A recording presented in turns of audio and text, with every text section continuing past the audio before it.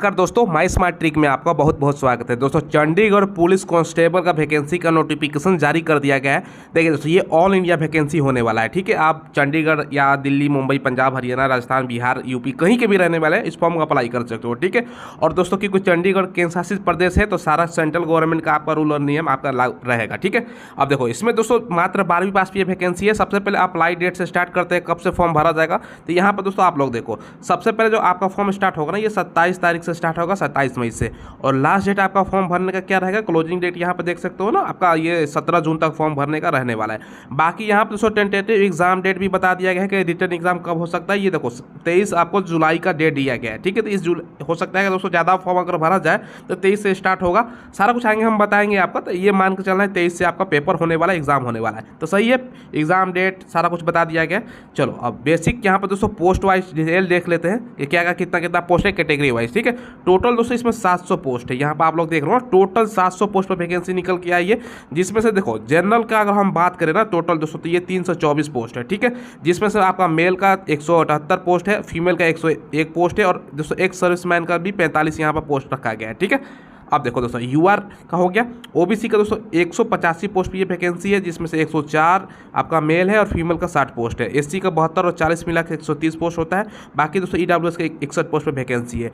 ये दोस्तों category wise यहाँ पर आप लोग देख सकते हो आपका कितना कितना वैकेंसी है। मेल का अगर आप बात करें ना, टोटल वैकेंसी का मेल में ये दोस्तों आपका यहाँ पर देखो 393 पोस्ट है, और फीमेल का 200 आपका 23 पोस्ट पर वैकेंसी है, और एक सर्विसमैन का भी वैकेंसी है। ठीक है, अब यहाँ पे एज के बारे में ध्यान समझिएगा। एज की जो गणना है ना, एज कब से काउंट किया जाएगा, ये जो आपका एज है ना यहाँ पर दोस्तों, यहाँ पर लिखा गया है। ठीक है, ये देखो यहाँ पर एज की जो गणना है ना 20 मई 2023 से किया जाएगा। यानी इस डेट तक आपका जो एज है ना, मिनिमम तो 18 साल होना ही चाहिए। अगर आप जनरल कैटेगरी से बिलोंग करते हैं ठीक है, तो आपका 25 साल तक। ठीक है, ओबीसी है तो आपका 28 साल तक, क्योंकि ओबीसी को दोस्तों 3 साल के एज में छूट मिल जाता है। ठीक है, बाकी एससी है तो आपका दोस्तों यहाँ पे देखो 30 साल तक। ठीक है, तो क्योंकि 5 साल का एससी का छूट मिलता है। ठीक है, तो ये दोस्तों कैटेगरी वाइज यहाँ पे आपका दिया गया है। ठीक है, अब देखो एज की गणना मैंने बता दिया, ये दोस्तों यहाँ पे है। बाकी एक सर्विसमैन के लिए 45 साल का आपका एज रखा गया है। ठीक है, तो एक सर्विसमैन है जो ऑलरेडी रिटायर हो चुके हैं उनके लिए। ठीक है, अब देखो यहाँ पर क्वालिफिकेशन जैसे कि मैंने बताया, मात्र दोस्तों आप 12वीं पास है, फॉर्म अप्लाई कर सकते हो। ठीक है, लेकिन दोस्तों यहाँ पे एक चीज़ ध्यान रखिएगा, यहाँ पे देखो क्या लिखा गया है ना, ड्राइविंग स्किल। ठीक है, आपके पास दोस्तों डीएल होना चाहिए। डीएल का मतलब क्या होता है, ड्राइविंग लाइसेंस। वो कौन सा मांग रहा है दोस्तों, देखो 2 व्हीलर और दोस्तों 4 व्हीलर का, यानी LMV बोलते हैं जिसको। ठीक है, LMV मतलब लाइट मोटर व्हीकल का। ठीक है, यहाँ पर लिखा भी गया है दोस्तों, देखो ठीक है, ड्राइविंग लाइसेंस आपका मांगा गया है यहाँ पर, driving licence both 2 wheeler and 4 wheeler का। ठीक है, तो सही है, बहुत सारे बच्चों के पास होता है, और सभी के लिए नहीं चाहिए दोस्तों, ये केवल मेल कैंडिडेट के लिए ही चाहिए। ये ध्यान रखिएगा, फॉर्म अप्लाई के लास्ट डेट से पहले का बना होना चाहिए। तो आप लोग बहुत सारे बच्चे पूछते हैं सर अभी बनवा ले, नहीं, जो लास्ट डेट है ना फॉर्म अप्लाई का, उससे पहले का बना होना चाहिए। अब लास्ट डेट क्या है दोस्तों, यहाँ पर ऊपर ही मैंने बताया 17 यहाँ पर जून है, उससे पहले का आपके पास डीएल होना चाहिए। ठीक है, यह ध्यान रखिएगा। सेम दोस्तों दिल्ली पुलिस में जैसा क्राइटेरिया है ना, दिल्ली पुलिस में भी दोस्तों आपका 12th पास मांगता है और डीएल मांगता है केवल मेल का, तो सेम दिल्ली पुलिस की तरह ही दोस्तों है। बाकी ये आपका कंप्यूटर का स्किल बेसिक होना चाहिए, इसमें यस कर देना है। ठीक है, अब देखो दोस्तों यहाँ फॉर्म अप्लाई करने के लिए दोस्तों फी कितना लगेगा। अब दोस्तों जनरल हैं, ओबीसी हैं, तो आपके 1000। भाई इतना पैसा क्यों ले रहे हैं, मतलब अच्छा खासा पैसा है, 1000, समझ रहे हो ना। और एससी और ईडब्ल्यूएस के लिए 800 रुपये, और एसटी का यहाँ कहीं चर्चा नहीं है सीट का, तो दोस्तों इसलिए हम नहीं बता रहे हैं। ठीक है, एसटी है तो जनरल से आप लोग अप्लाई कर सकते हो। ठीक है, कोई दिक्कत की बात नहीं होने वाली। ठीक है, और एक सर्विसमैन के लिए तो है ही नहीं पैसा। ठीक है, अब रिटर्न के यहाँ पर सिलेबस देखिएगा क्या क्या पूछ रहा है दोस्तों, ध्यान से। सबसे पहले अगर हम बात करें ना, पेपर यहाँ लिखा गया OMR। ठीक है, ये ऑफलाइन या ऑनलाइन दोनों में से कोई हो सकता है दोस्तों, ये अभी फाइनल नहीं है। ठीक है, देखिए 100 नंबर का आपका पेपर होगा। ठीक है, ये ध्यान रखिएगा, 100 नंबर का आपका पेपर होगा, 0.25 आपका नेगेटिव मार्किंग रहेगा। पेपर का लैंग्वेज क्या रहेगा, आप लोगों का मन में सवाल आएगा सर चंडीगढ़ में तो पंजाबी वगैरह सारा कुछ चलता है, तो क्या हिंदी में नहीं आएगा दोस्तों, टेंशन की बात नहीं। देखो पेपर का जो लैंग्वेज है ना, हिंदी, इंग्लिश और पंजाबी, ये तीनों में से है। हाँ, एक चीज़ ध्यान रखिएगा, पेपर दोस्तों आपका किस लैंग्वेज में आप एग्ज़ाम देना चाहते हैं, अप्लाई करते समय आपको वो भाई भरना है। ठीक है, ये ध्यान रखिएगा। ये नहीं जो फॉर्म आप लोग अप्लाई करोगे ना ऑनलाइन, उस टाइम में अपना पेपर किस लैंग्वेज आपको एग्जाम देना है वो चूज करना है। आपको अगर आप हिंदी में देना चाहते हैं तो चूज कर लीजिएगा, इंग्लिश में या पंजाबी में, ये आपका अप्लाई करते समय। बाकी दोस्तों यहाँ पे देखो CPT और OMR लिखा गया है ना, ये ध्यान रखिएगा। आगे बताएंगे क्या क्या कितना सब्जेक्ट से क्या क्या सवाल पूछेगा। ये दोस्तों दोनों में से कोई अभी फाइनल नहीं है, ऑफलाइन या ऑनलाइन दोनों हो सकता है। मिनिमम क्वालिफाई मार्क्स दिया गया। देखो मिनिमम से काम नहीं चलने वाला, क्योंकि दोस्तों जो रिटेन है ना उसी पर फाइनल आपका सिलेक्शन होने वाला है। तो ज़्यादा से ज़्यादा नंबर लाने की कोशिश करना है, ठीक है, ये ध्यान रखिएगा। अब आपको क्या क्या पूछेगा दोस्तों वो मैं बता देता हूँ। अब देखिए दोस्तों, आपसे सवाल क्या पूछेगा यहाँ पर बताया गया है, ठीक है। देखो ये जनरल नॉलेज और करंट अफेयर से आपका सवाल पूछेगा, ठीक है। रीजनिंग सवाल रहेगा और न्यूमेरिकल एबिलिटी यानी आपका मैथ हो गया, और दोस्तों लैंग्वेज स्किल, ठीक है। अब ये नहीं बताया गया है ना प्रत्येक पार्ट से कितना कितना क्वेश्चन है, क्योंकि दोस्तों 100 क्वेश्चन यहाँ पे 100 मार्क्स का पेपर है। तो जहाँ तक मुझे लगता है हो सकता है कि आपका 25-25 हो। और दोस्तों आप लोगों को एक कन्फ्यूजन हो रहा है कि लैंग्वेज स्किल क्या है। देखो ये भी नहीं बताया गया है कि लैंग्वेज स्किल क्या है। हो सकता है जिस दिन फॉर्म अप्लाई होगा ना उस दिन क्लियर कर दे कितना कितना क्वेश्चन है और लैंग्वेज स्किल क्या है।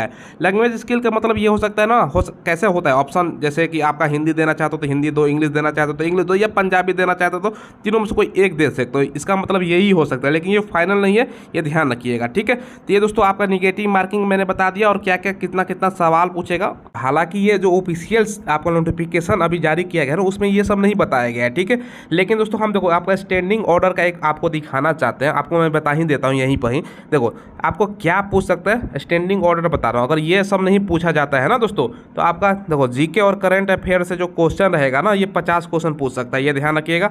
रीजनिंग की अगर बात करें तो 35 क्वेश्चन आपका रहेगा। बाकी न्यूमेरिकल एबिलिटी यानी मैथ की बात करें ना तो 15 क्वेश्चन, ठीक है। टोटल मिला के दोस्तों ये 100 क्वेश्चन हो जाता है। ये लैंग्वेज वाला भी कंफर्म मत मानिएगा। और समय कितना मिलेगा आप लोगों को सवाल पूछिएगा। देखो समय है 1 घंटा आपका 45 मिनट का समय रहने वाला, ठीक है। इतना मिनट का समय रहेगा। ये स्टैंडिंग ऑर्डर का मैं बता रहा हूँ आपको, ठीक है। ये अभी कंफर्म नहीं है क्योंकि नोटिफिकेशन में भी ये सारा कुछ नहीं बताया गया है, लेकिन ऑर्डर का मैंने आपको जैसे कि बताया स्टैंडिंग ऑर्डर के अकॉर्डिंग कितना कितना सवाल पूछेगा। जीके और करंट अफेयर से 50 हो गया, रीजनिंग से 35, मैथ से 15 क्वेश्चन, ये ध्यान रखिएगा। और 1 घंटा 45 मिनट समय मिलेगा। निगेटिव आपका सेम 0.25 रहने वाला है, 100 क्वेश्चन रहने वाला है, ठीक है।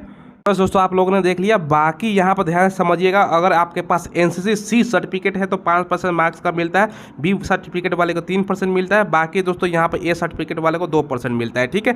अब देखिए दोस्तों यहाँ पर हाइट मिनिमम कितना मांगा गया है, और हाइट के लिए भी दोस्तों नंबर भी अलग से है। अगर ज़्यादा जिसके पास हाइट है उसको और बेनिफिट मिलेगा। मिनिमम हाइट आपको बताता हूँ। सबसे पहले रनिंग देखिए, मेल कैंडिडेट हैं, रनिंग जो है ना आपका क्वालिफाई नेचर का है। पहले आपका रिटन एग्जाम होगा, उसके बाद दोस्तों आपका फिजिकल यानी रनिंग वगैरह हाइट ना पा जाएगा, उसके बाद आपका मेडिकल होने वाला है, ठीक है।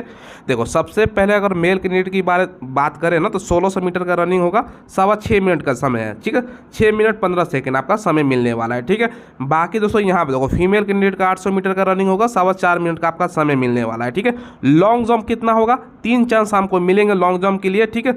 लॉन्ग जंप अब अगर बात करें ना लॉन्ग जंप की, मेल का दोस्तों 3.95 मीटर होने वाला है और फीमेल का 2.74 मीटर होगा, ठीक है। हाई जंप की बात करें तो 1.14 मीटर मेल का और फीमेल का 0.90 मीटर होने वाला है, ठीक है। मीटर को आप फीट में कन्वर्ट कर लीजिएगा, कोई दिक्कत नहीं है, ठीक है। अब देखो यहाँ पर हाइट कितना मांगा गया, मिनिमम जो हाइट है ना दोस्तों मेल कैंडिडेट का 170 सेंटीमीटर और फीमेल का 157.5 सेंटीमीटर होना चाहिए, ठीक है। तो सेम दोस्तों SSGD की बात करें तो इतना ही हाइट मांगता है, और दोस्तों दिल्ली पुलिस का भी इतना ही हाइट मांगता है, ठीक है। ये दोस्तों मिनिमम हाइट है 170 या उससे ज़्यादा अप्लाई कर सकते हो मेल वाले कैंडिडेट, और फीमेल के लिए 157.5। बाकी दोस्तों देखो अगर आप हिली एरिया से हो, पहाड़ी क्षेत्र से, तो आपको 165 सेंटीमीटर हाइट है मेल का और 152.5 सेंटीमीटर फीमेल का। बाकी दोस्तों ये तो आपका ऑलरेडी जो पुलिस में है उसके लिए है। बाकी दोस्तों यहाँ पे देखो हिली एरिया, अब ये तो मैंने बता ही दिया आपको, ठीक है। ये दोस्तों ध्यान रखिएगा, हिली एरिया के लिए हाइट हो गया, ठीक है। अब देखो हाइट पर भी दोस्तों जैसे मैंने बताया ना आपका नंबर है, तो यहाँ पर सबसे पहले आपको बात करें ना चेस्ट का भी देख लो। यहाँ पर चेस्ट कितना मांगा गया, 79 से 84 आपका मांगा गया है। बाकी दोस्तों हिली एरिया के लिए है। नॉर्मल कैंडिडेट के लिए चेस्ट कितना होना चाहिए भाई, चेस्ट अच्छा खासा मांगा गया है, देखो 84।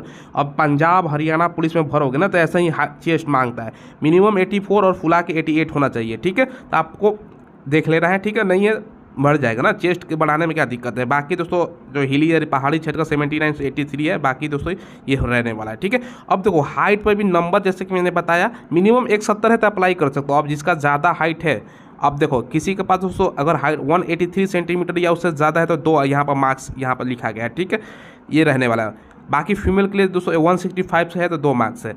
बाकी हिली एरिया के लिए भी दोस्तों यहाँ पर 178 है, उससे ज़्यादा तो 2 मार्क्स है। और फीमेल के लिए हिली एरिया का आप है पहाड़ी क्षेत्र का 160 से है तो यहाँ पर 2 नंबर का प्रावधान किया गया है, ठीक है। ये ध्यान रखिएगा, ये मार्क्स आपका रहने वाला है, ठीक है। चलो ये दोस्तों हमने आपको बता दिया। अब आते हैं दोस्तों नीचे, ठीक है। जो इम्पोर्टेंट चीज़ है आपको मैं सारा क्लियर करता चलो। देखो यहाँ पर दोस्तों सारा डिटेल्स में तो हमने आपको बता दिया, ज़्यादा आप नोटिफिकेशन में कुछ है नहीं, पूरा डिटेल्स हमने आपको बता दिया। हाँ, आपका जैसे डाउट होगा ना कि सर क्या इसमें जो यहाँ पर जो आप बता रहे हो अदर स्टेट से, क्या हम अपना कैटेगरी में अप्लाई करेंगे? जी हाँ, क्योंकि यूनियन टेरेटरी है तो आपका सेंट्रल गवर्नमेंट का सारा चीज़ आपका इसमें रहने वाला है, तो खुद के कैटेगरी में। और 227 तारीख को आपको डिटेल्स में सिलेबस पता चल जाएगा, क्या क्या है कैसे है सारा कुछ पता चल जाएगा। ठीक है, फिलहाल दोस्तों वीडियो में बस इतना ही रखते हैं। कोई सवाल पूछना हो तो कमेंट के माध्यम से पूछ लीजिएगा। चैनल जरूर सब्सक्राइब करके बेल आइकन दबाइएगा। धन्यवाद।